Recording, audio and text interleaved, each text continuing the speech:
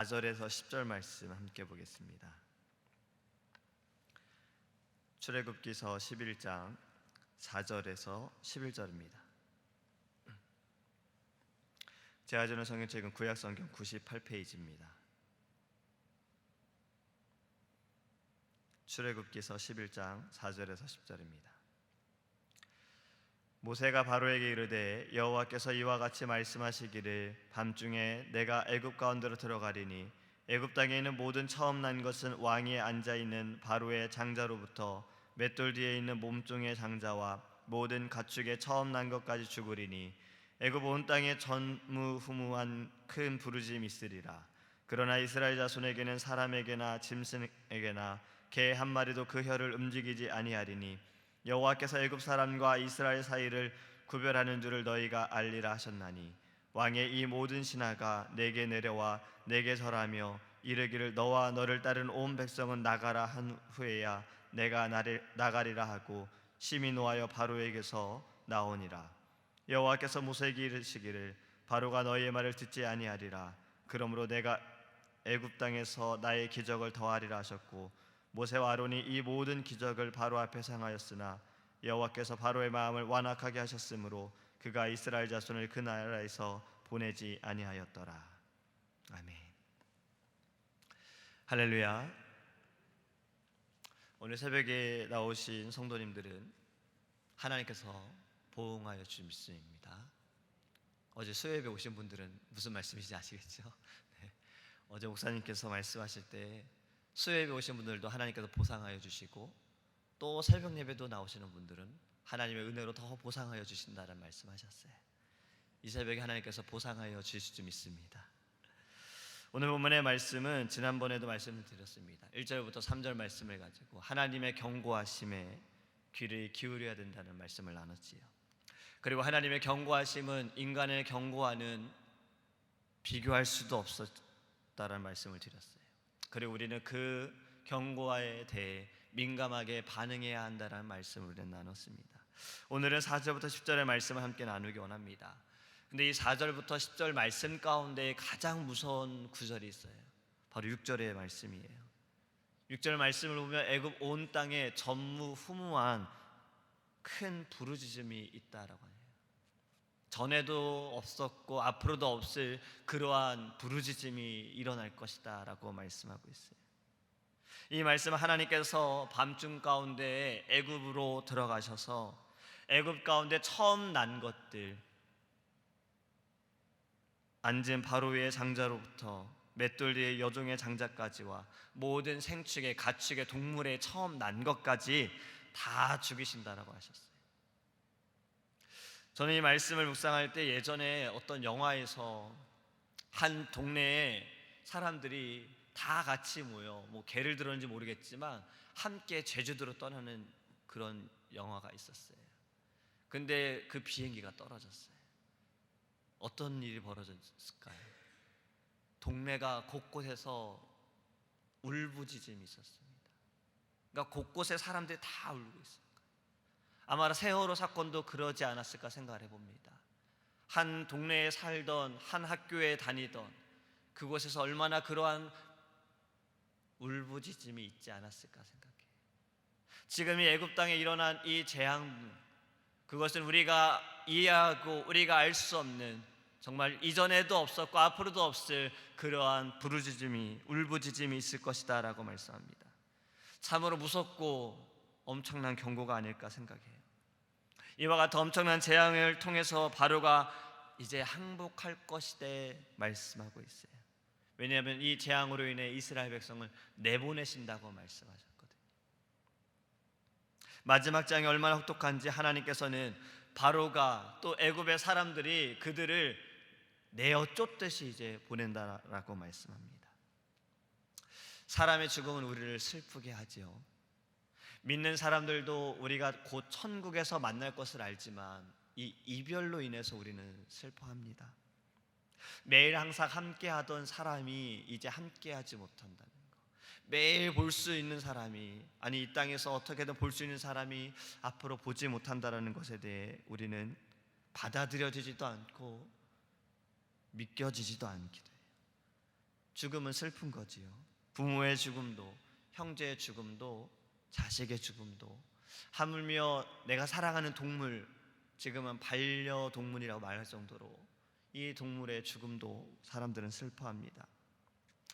그런데 이 가운데서 가장 큰 슬픔은 자식을 잃은 슬픔이 가장 크다라고 해요. 워싱턴 대학교에 있는 미국 정신의학자 홈즈 박사가 생활의 변화에서 발생하는 스트레스에 대해 조사할 때에 가장 크게 사람들이 받는 스트레스가 자식이 먼저 죽었을 때가 가장 크다라고 말합니다. 자식도 물론 부모가 오랫동안 함께 하기를 원하겠지만 부모는 자식이 자신보다 더 오래 살기를 원한다라고 해요. 어느 TV에서 젊은 군인들에게 이런 질문을 해봤습니다. 만약 너희들에게 1년이라는 시간밖에 이제 남지 않고 50억을 너희에게 준다면 너희들은 그것으로 무엇을 하겠느냐라고 물어봤어요. 성도님들도 한번 생각해 보시기 바래요. 만약에 지금 내 인생이 이제 1년밖에 남지 않고 이 1년 동안에 50억을 내게 주었을 때 나는 무엇을 할 것이고 어떻게 할 것인지 한번 생각해 보기 원해요. 젊은이들의 대답이 현실적인 대답이다라고 나올 것이다라고 생각했으나 그러지 않았습니다. 그 반대였어요. 그들은 자신의 꿈을 이루고 싶다라고 말했어요. 자신들이 하고 싶은 일을 하고 싶다고 말했고, 갖고 싶은 것을 갖겠다고 말했어요. 가고 싶은 곳을 가보겠다라고 말했어요. 그들은 그렇게 자신들의 꿈에 대해서, 이상에 대해서 이 50억을 가지고 1년 동안 해보겠다라고 젊은이들은 대답을 했습니다.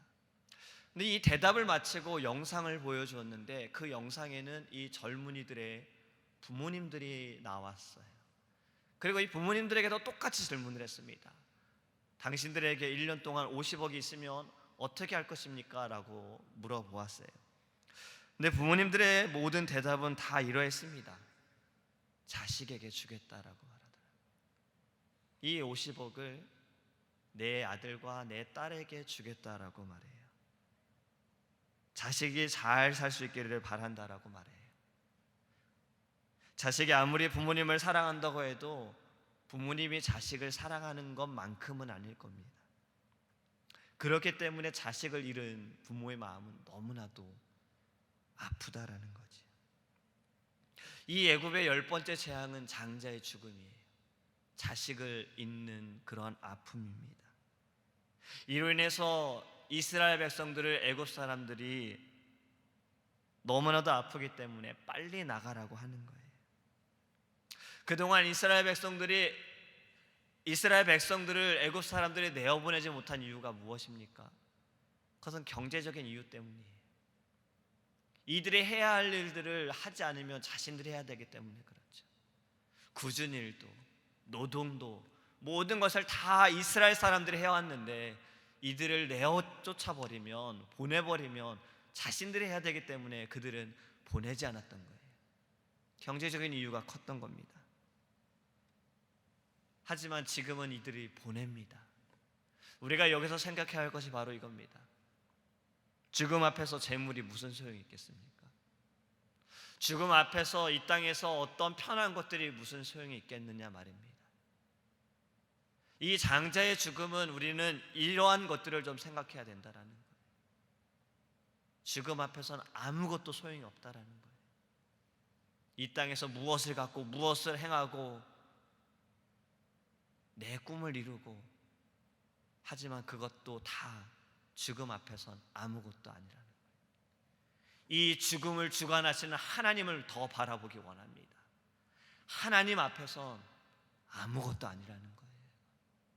하나님의 뜻과 계획과 벗어나는 것은 아무것도 아니라는 겁니다.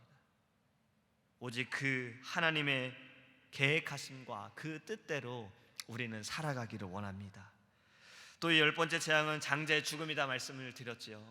장자에 대한 이야기는 좀 다음에 말씀을 드리기 원하고 오늘은 자식을 잃은 아픔에 대해서만 좀 생각해 보기 원해요. 이 큰 재앙으로 인해 애굽 사람들이 이제 두 손을 들었어요. 부모는 자식에 대한 그런 마음이 있다고 말씀을 드렸어요.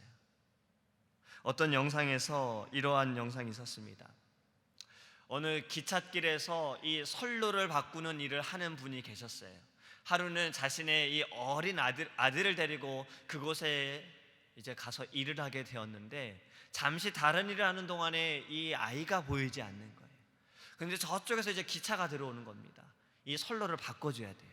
바꾸지 않으면 기차가 낭떠러지로 떨어지게 되거든요. 근데 이 선로를 바꾸려고 하는데 보니까 보이지 않던 아들이 그 선로를 바꾸는 그곳에 다리가 끼어져 있던 거예요. 그 아들이 빨리 벗어나야 되는데 그곳에 가서 아들을 구하자니 선로를 바꾸지 못해 이 기차에 탄 사람들이 다 죽게 된 거예요. 이 짧은 순간이지만 이분은 선택을 해야 됩니다. 선로를 바꾸어 사람들을 구하느냐, 선로를 그냥 놔두고 내 아들을 구하느냐. 이분은 선로를 바꿉니다. 그리고 자신의 아들이 고통을 당하게 돼요. 하지만 사람들은 살게 되었어요. 이 영상에서 말하는 것은 그겁니다. 기차에 탄 사람들은 아무도 몰랐을 거예요. 이 사람의 일을, 이 사람이 어떠한 희생을 치러서 자신들을 살렸는지 아무도 몰랐다는 거예요. 이 사람은 아들을 그렇게 잃었어요. 하나님의 마음은 어떻을까요? 지금 우리는 자식을 잃은 부모의 마음에 대해서 이야기를 했는데, 하나님의 마음은 어땠을까요? 성삼위일체이신 하나님, 하나님과 예수님과 성령님은 하나이시나 분명 아들 예수 그리스도를 이 땅에 보내셨다라고 말씀하셨고, 죽기까지 우리를 사랑한다 하셨어요. 예수님을 죽이신 것을 로마의 병정이나 사실은 하나님께서 그리하셨다라는 거죠. 죽을 것을 다 아시면서 하나님은 보내셨어요. 하나님 마음은 어땠을까요? 다 알면서, 자신의 아들이 어떤 고통을 당할 걸 알면서, 십자가에서 죽을 걸 알면서 그리하신 하나님의 마음은 어땠을까요? 하지만 하나님은 그렇게 하실 수밖에 없었습니다. 우리를 사랑하시기 때문에 그래요.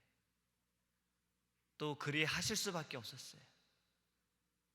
예수님만이 우리를 구원하실 수밖에, 그 길이기 때문에 그랬어요.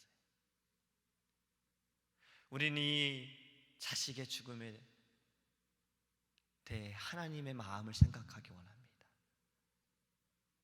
내가 무엇이 간데, 내가 누구 간데 하나님 나를 사랑하셔서 그 아들 예수 그리스도를 죽게 하셨는지, 하나님 왜 나를 구원하셨는지, 하나님 왜 나를 자녀 삼아 주셨는지, 왜 나를 택하여 주셨는지, 왜 나를 통해 예배 받기를 원하시는지, 또 나를 통해 무엇을 하기를 원하시는지, 우리는 하나님의 마음을 알기 원합니다. 우리를 건져주셨어요. 우리를 살려주셨어요. 우리를 사랑하여 주셨어요. 우리는 보상을 받았습니다. 그 사랑으로 우리는 보상을 받았습니다. 우리가 이 아침에 기도할 때 이 하나님의 마음을 생각하기 원합니다. 그리고 다시 한번 우리가 이 십자가, 도대체 십자가의 의미가 무엇인지, 내 인생의, 내 삶의 이 십자가가 무엇인지, 예수는 나에게 어떠한 분이신지 우리가 하나님께 간구할 때 좀 알기 원합니다. 깨닫기 원합니다. 그리고 그 사랑, 예수 그리스도 그 사랑 우리가 보답하며 살아가기 원합니다. 기도하겠습니다. 하나님 감사합니다. 우리가 오늘 이 애굽의 마지막 재앙을 보면서 자식을 잃은 슬픔, 자식을 잃은 아픔에 대해 생각해 봅니다. 예수 그리스도를 이 땅에 보내시고 고통을 당하고 죽을 걸 알면서 하나님은 그리하셨습니다. 하나님의 마음은 어떠한지 우리가 깨닫게 하여 주시고, 우리를 얼마나 사랑하시는지, 우리를 향하신 주님의 마음이 어떠한지 우리가 이 아침에 기도할 때 다시 깨닫게 하여 주시옵소서. 내 아픔과 내 고통보다 하나님의 마음이 더 아팠을 겁니다.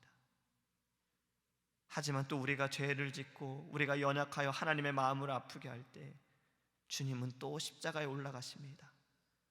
주님, 우리가 이 아침에 기도할 때 내 삶에, 내 인생에 십자가의 의미는 무엇인지, 예수 그리스도는 나에게 어떤 분인지를 깨닫게 하여 주시고, 하나님 다시 한번 그 사랑, 예수 그리스도의 사랑, 하나님의 놀라우신 사랑, 오직 그 사랑을 바라보며 하나님 승리할 수 있도록 은혜를 내려 주시옵소서.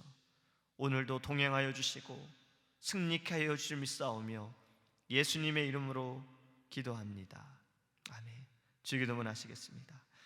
하늘에 계신 우리 아버지여, 이름을 거룩히 여김을 받으시오며 나라의 임하옵시며 뜻이 하늘에서 이룬 것 같이 땅에서도 이루어지이다. 오늘날 우리에게 일용할 양식을 주옵시고 우리가 우리에게 죄 지은 자를 사하여 준 것 같이 우리의 죄를 사하여 주옵시고 우리를 시험에 들게 하지 마옵시고 다만 악에서 구하옵소서. 대개 나라와 권세와 영광이 아버지께 영원히 있사옵나이다.